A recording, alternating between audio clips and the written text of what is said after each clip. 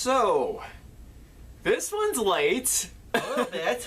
I saw it at Christmas time. Yeah, and it's now Easter. Yeah, so... The day before Good Friday. Yeah. January, February, March. Yeah. All I'm gonna say is college is a bitch. Okay.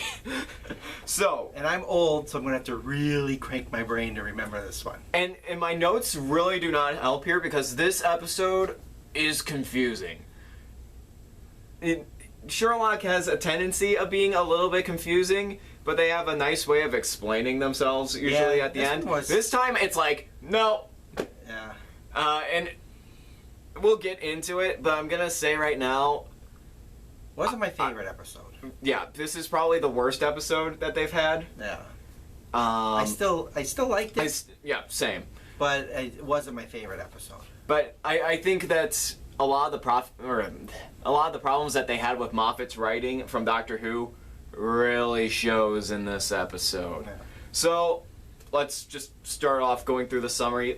We may change this for upcoming ones because I've been doing kind of like quick reviews on Facebook for the Daredevil video, so I may just use those as my notes instead of going through a whole outline of everything that happened in the episode. But we'll see. We start off with a recap of everything that happened in seasons 1 through 3 of the show. And you think that it has nothing to do with this episode. Trust me, it does. And you're going to be mad at that. But anyways, we start with John Watson's backstory, set in the right time period of the 1700s. He returns home after war, meets up with Sherlock, beating the shit out of a dead corpse. We see how the body trying to see how the body bruises after death. Mm-hmm. We get a similar, if not the same, kind of Sherlock recruits Watson scene from the Sherlock show, and then the opening titles roll. And yes, even those are in Victorian times, which is pretty good on consistency. I liked it. I liked it, but when you figure, again, you're gonna figure out at like last 30 minutes of this episode why a lot of this doesn't work. Yeah, they should have just cut out the last 30 minutes. Yeah, and we'll get to that. Yeah. In these opening titles, we get to see 1700s Sherlock and Watson, and they really do look perfect as the older versions. Yep. Excellent job. Yeah. Like it is kind of rebooted, but it still feels like them, if it makes sense, in the 1700s time period. And it's really good at merging those two worlds together and making it kind of feel like it was a alternate reality, almost. Some time has passed, and John Watson and Sherlock pull up in front of 2. I always forget how they say it. Is it 221B Baker Street? Yeah. Like they always say it some way that I never remember it. And they show up on Christmas, and we kind of get a funny scene with Mrs. Hudson and some narrative from John throughout the episode. We see that Sherlock has a new client standing in the middle of his room, and Sherlock does his whole thing and tells her that he needs to know everything, and or like, not that he needs to know everything, but he kind of knows everything. Yeah, he figures it all out. And yeah, once that's done, his talent. Yeah. Once that's done, he reveals that it's Mary, John's wife. The two bicker before Sherlock cuts him off. Lestrade walks in, and he tells them that a wife has gone mad, shooting random people in the streets before killing herself, shooting herself, whatever. Hours later, her husband is gunned down by what they think is supposed to be the bride, and that's where the title of this episode comes from. Sherlock and Watson head to the morgue after hearing the story, while Mary heads to some important business. While at the morgue, they see the body of the wife is still there, and the body of the husband is there as well. Watson thinks that it could be a twin, but Sherlock just throws the theory out the window. What they know is that her finger has blood on it that wasn't there previously, and kind of like a carving on the wall or something like that has her kind of last words on it. So we have that.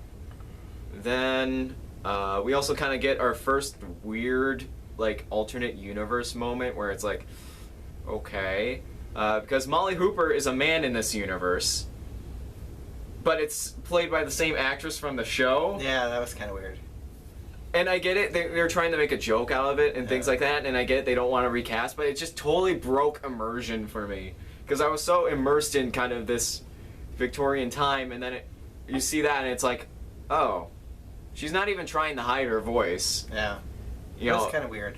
And she has like the mustache, and it's like, okay, yeah. You know, kind of, it came off more as strange than clever. Yeah. Like, how would we be able to hide this? How can we make it so Watson would notice this kind of thing? But it's like... I thought it was weird. Yeah, it was just kind of, like I said, immersion breaking for what they were trying to do. They leave the morgue, and Sherlock claims that he's solved the case already. That other people are just kind of using her death as a means to get away with their own murders. And then we see that John is kind of a dick to one of his servants, who gives him a telegram from Sherlock telling him, come at once if convenient, or if inconvenient, come all the same. Kind of a reference to that first text message from season 1. Sherlock and Watson then meet up to head in and see Sherlock's brother, Mycroft. And this is like one of the funnier moments in the whole episode, because you see, well first you have Watson trying to do sign language, and he has no idea what he's doing. So that's funny. And then you walk in and you see Mycroft, who you've seen as this kind of very slim, you know, skinny guy in a giant fat suit. And it's just, it was hysterical to me. Yeah. And apparently he's gained all this weight for some sort of bet between him and Sherlock. So that's kind of a new one. He talks about an enemy that he kind of wants Sherlock and Watson to investigate, but doesn't want them to defeat. And like I said, this is where it kind of gets confusing, because all this is kind of happening, and it's like they never keep a focus on something in this episode. Yeah. It's constantly jumping around. It's a little hard to follow. Yeah. And again, it's like I said, it's mainly Moffat's writing. He's done this in Doctor Who too. It's like he's going in circles or something. Yeah, it's like he doesn't know the basic story structure, so he's trying to jump around with it, or not caring about normal story structure and just trying to jump in and out of it and see. Make it up as he goes along or something. I don't know. Yeah, I think that's why he left. I can't confirm that they kicked him out or anything like that, but once you get to like stuff like this, it's like, yeah, okay, we want people to get into the show, not people who kind of understand your writing style already, you know, kind of thing. So, like I said, if this seems confusing, don't worry, I still don't understand it, and I just watched it yesterday. So, Sherlock heads back home and talks to another client, and her husband kind of got like a letter with like a sign of death inside of it. He later saw the bride, and then that morning he was kind of taken by the bride, and like she claims that he'll die that night, so Sherlock plans to use her husband as bait to kind of trap the bride, and then Mycroft sends Mrs. Watson as a spy to spy on Sherlock and Watson for him. Then Watson and Sherlock go to interview that husband, and he claims that he was just sleepwalking. Everything that she said wasn't accurate. Sherlock pretty much proves him wrong. And then, like, here's the thing, too. Like, they threw in a weird transition effect during this scene when it's about to switch the night, where it's like they take the house, and the house kind of makes, like, it's like one of those you know, like on any editing software, it's one of those effects where it's like, oh, make it so it does a 360 spin and then, you know, fade into the next one. And it's like, why would you use that there? It doesn't, no, it's just, it was a weird editing effect that seemed like it would be in, say, one of my videos for no reason. And this is a pretty big production TV show. That effect, so that's just kind of a me thing.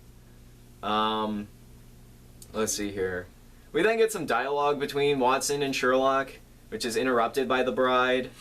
They break into the house. Watson kind of guards the exit. That was kind of cool, this part coming Yeah, up. this part was cool. Then Sherlock goes to find the husband, but the bride has already killed him.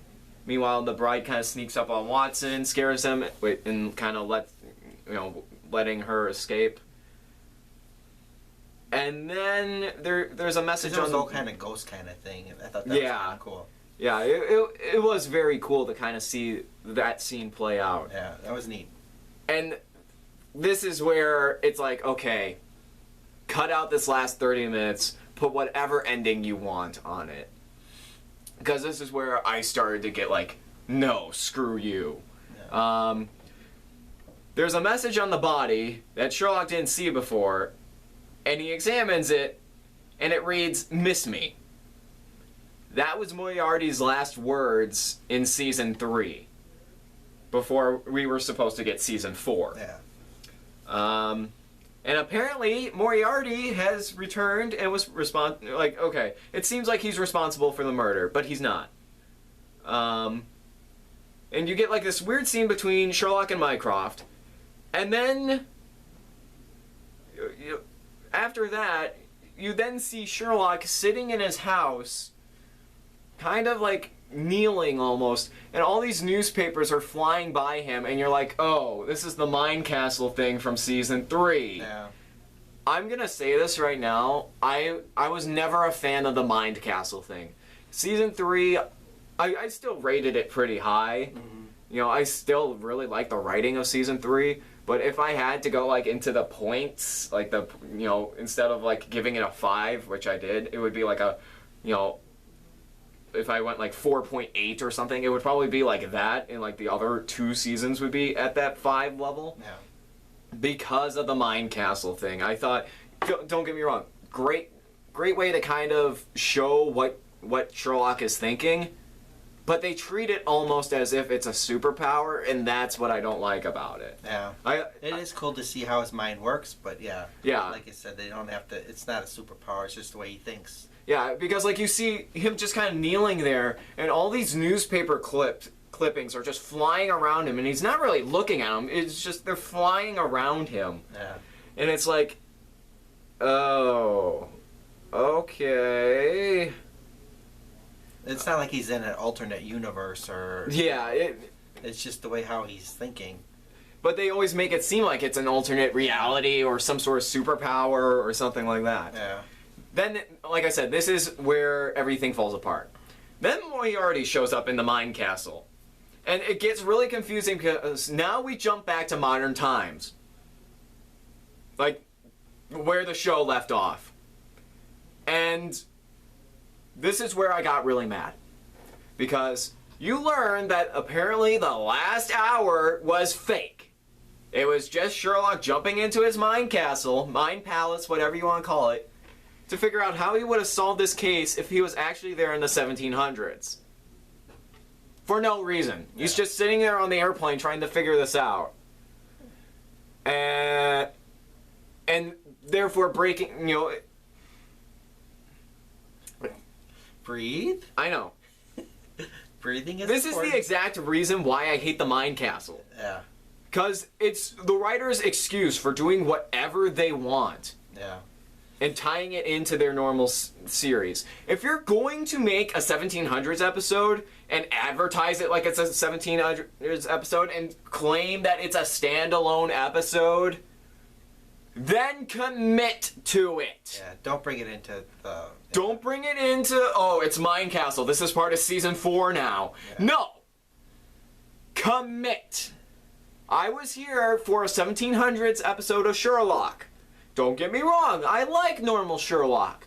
But when you advertise, this is all 1700s, there's show no clips, nothing for this twist. No, no illusion of it, no, nothing about it. And you just go, yeah, it's not 1700 episode, it's Season 4, Episode 1. Oh, God. That's what I hate. It's a bullshit excuse to do this. Up until this point, I was liking the episode. Yeah, it was cool. I thought it was The whole okay. ghost thing, I mean, yeah, Yeah. it was great. As soon as you got to this point, it pissed me off. Yeah. You know, is this a good twist? Yeah. Did I see it coming? No. Does it piss me off? Yes. And I truly wish that the Mind Castle never existed because of this. This is the thing where it's like, no, get the Mind Castle out of here. If Moffat's gonna keep doing this, get Moffat out of here, or whoever decided to put in the Mind Castle in the first place. Get him out, because no, this is just, no. You literally just took this great idea away from us. You took this great episode away from us by saying it's all in his head. Make it an alternate reality. Make it an alternate universe like you were promising. And that's what I really hate about this. It's just, they promised something and then they took it away in the last 30 minutes. That's what I hate about it. I get it, some people may not find this as a problem. I know Gamer's Legacy didn't find it as a problem when he watched it. But when I watched it, it just broke the episode for me. Because I was so immersed in it, except for that one little bit. Yeah. And I was so like, yeah, I could get into seeing this, you know, they once a season or something. I mean, they could have just... They could have cut it all out. Yeah, I mean, he could have solved it saying, okay, this is how I would have solved it, and then just ended it that way. Yeah. Instead of bringing it into the new season. Yeah. Which probably would have been a lot more easier to follow. Yeah. He's on his plane, he's going to his next location, he has a flashback of a case that he read about a long time ago. How would I solve this case? Boom, he solved it. Yeah. Or even too, like, they could have done like what you were saying, made it just a normal 1700 alternate reality episode. Or they could have just made it so this was at the end. Like the last minute. No, this is scattered throughout the last 30 minutes, and that's what pisses me off about it, is it's scattered throughout the last 30 minutes. Yeah. If you would have made it just the last scene or an end credit scene, I would have been fine with it. Yep. But because it's scattered out throughout the last 30 minutes, it makes this completely pointless at this point. Mm-hmm. That's what I hate about it. Moving on. How are we doing on time? It's about to change in 3 minutes. We'll see where we get. Well, we jump back from the Mind Castle to Sherlock back in the 1700s, and Watson starts shouting at him because of his cocaine usage. Yeah. Which apparently is what lets him get into this Mind Castle. They get a note that Mary is in danger. Was it cocaine? No, it was cocaine. I think it was cocaine and one other thing he asked. All right. It was like morphine or cocaine. Oh, okay. Was what he asked. All right. And then Sherlock said that was a controlled amount of cocaine. Okay. Sorry. No, that's fine. So then they kind of get a note that Mary is in danger, and they kind of head off to help her. They find kind of like Mary, Watson, and Sherlock kind of find this heart of a conspiracy, which looks like, when you look at the people in the conspiracy, it looks similar to if Barney was running the KKK. Oh, yeah. Where they have like the cone hoods, the cone hoods, they're wearing all purple. Yeah. Kind of thing. Sherlock then kind of explains how the bride kind of did all this, which is really clever, and I'll just kind of let you watch the episode, even though we've kind of spoiled some other things. Because it's like, if I really wanted to explain it, I could just drop the clip, but because YouTube probably won't allow it, I'm not going to. Apparently the heart of the conspiracy was the enemy that Mycroft didn't want them to defeat, because, like, Hooper's in there, Sherlock's one girlfriend from, I believe it was season 3 was in there, the assistant from earlier is in there, and the whole conspiracy really is the bride. Yeah.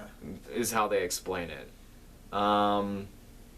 So, and it seems like we jump out of the Mind Castle again, because Moriarty shows up, breaks him back into the real world, and then Sherlock demands to see the body of the bride, digs it up. Watson leaves saying, when you're ready for season 4, just let me know, pretty much. And Then we jump back to the 1700s. See, this is why I hate it so much, because jump back, jump back, jump back, jump back. And it's so confusing because you have like Moriarty showing up sometimes, and then you have like other things that seem like it's actually happening just being a transition effect, and it's like, fuck. You know, but whatever. Sherlock then wakes up underneath a waterfall and confronts Moriarty. They get into a hand-to-hand fight, which is... It was okay. It wasn't that good, no. Yeah. It wasn't, yeah. Most of the time, like, their backs were to you. Yeah. That was the thing about the fight. It's not, it was, like, shot from maybe one angle. Yeah. So, like, you only saw, like, the backs of them fighting. Like, it was just their stunt doubles, you know, just doing it for them. I've seen worse. Yeah, there are a lot worse fights. It wasn't, yeah. But that one was pretty bad. It wasn't very good. And then they, then like Watson shows up with a gun, breaks up the fight, arrests him kind of. They break illusion again, and like Watson's like, so what's real Watson like? And it's like, fuck off. Yeah.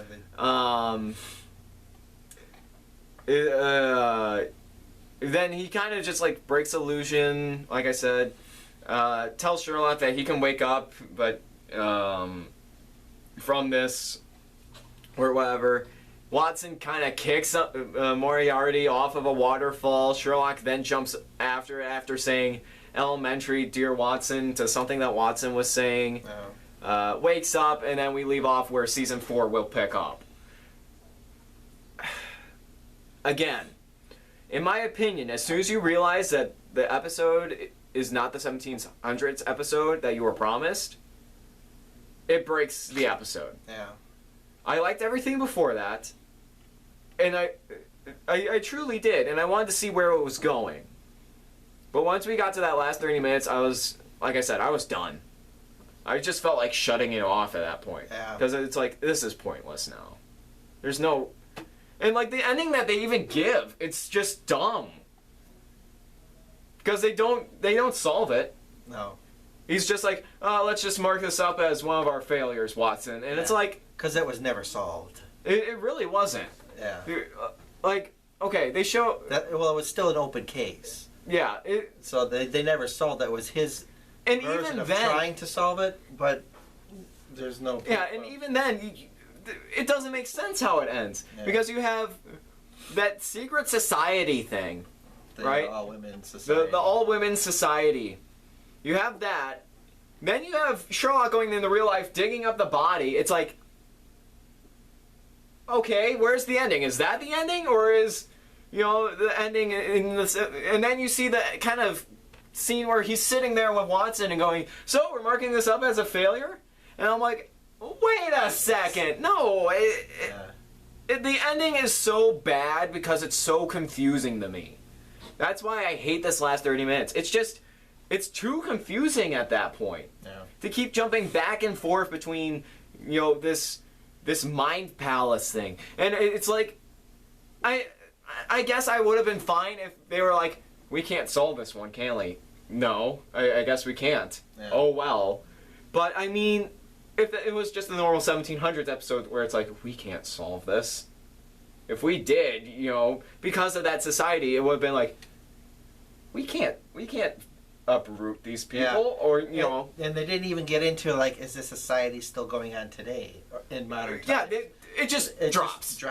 It just drops it. It gives like a lackluster ending. Yeah. No matter which ending you think it actually is, it's still lackluster. It's still kind of bad. It's just. I think this is the worst Sherlock episode that we've had so far. Yeah. I mean, we've had some pretty poor ones compared to the others, but at least those were still enjoyable. At least those were complete stories. I don't feel like this is complete. No. I feel like someone just half-assed it because they said, oh, we need another episode of Sherlock out before the Sherlock fans riot. Okay, let's make it 1700s. That will make up for it. Oh, well, what if we tie it back into season 4? You know, that will keep them hooked. Frustrating. It is. I guess the reason why I hate this episode so much maybe is because I'm so disappointed in the writers for kind of the tricks that they were trying to pull. And maybe it will, my opinion, would sweeten with more watches. or whatever we see of season 4. But I'm still disappointed. I like the first hour of it. The last 30 minutes is where I started to hate it. If I had to rate this, because it's standalone, so therefore I can give a final rating already. Yeah. I'm going to say it's a 3 out of 5. It was a 4 out of 5 until the last 30 minutes. Yeah. I agree. It's just, it needs work. It would be different if they were going to continue on with that story. Yeah. You know, but it's not, because And like, okay, to some people's credit, they could be like, oh no, this episode's gonna tie into season 4 because they're gonna use that to figure out how Moriarty survived. Yeah. But still, you said this was a standalone episode. I could look at all of your marketing and see how many times they say this standalone episode, and it's not standalone. It isn't. Yeah, it doesn't end. It doesn't end. It just leads into season 4. So, like I said, it's just... I don't know how many other Sherlock fans are hating on this episode. I haven't seen anyone else review it. But... if I had to be any gesture of Sherlock community, I would assume that some people are like, yeah, it's probably the weakest. No. They probably don't hate it as much as I do. But they probably like, yeah, it wasn't their best. Oh well, season 4 is going to be good. You know, kind of thing. Mm-hmm. So, you're in the same boat? Yep, same, yeah. So, last half hour drove me nuts. Yeah. Again, sorry about how late this episode is. We're just trying to play a little bit of catch up at this point. Like I said, college is kind of a bitch. So, we're getting through that. We may change some of the formats of the binge to make it go a little bit faster. 50 Thoughts, I think, is still going to stay kind of the same. After this, actually, I'm filming the next review. So that should be out pretty close to after this episode airs. So, yeah. Besides that, I've been 5159 Hawk02. With me has been Tracy the Infamous. And we'll see you guys, I believe, on the Daredevil episode will be the next one. Yeah, love Daredevil. Yeah, we'll just say that right now. Daredevil Season 2 is good. It's awesome. So we'll give you guys our thoughts on that in the next episode. I'll try to see what I can do about Jessica Jones, and then I gotta get caught up with all the other shows too. I won't get into Jessica Jones right now because... that's its own video. That's its own video. So, yeah, I think I've rambled kind of long enough. So. Alrighty. Have a great night. Take care. Bye.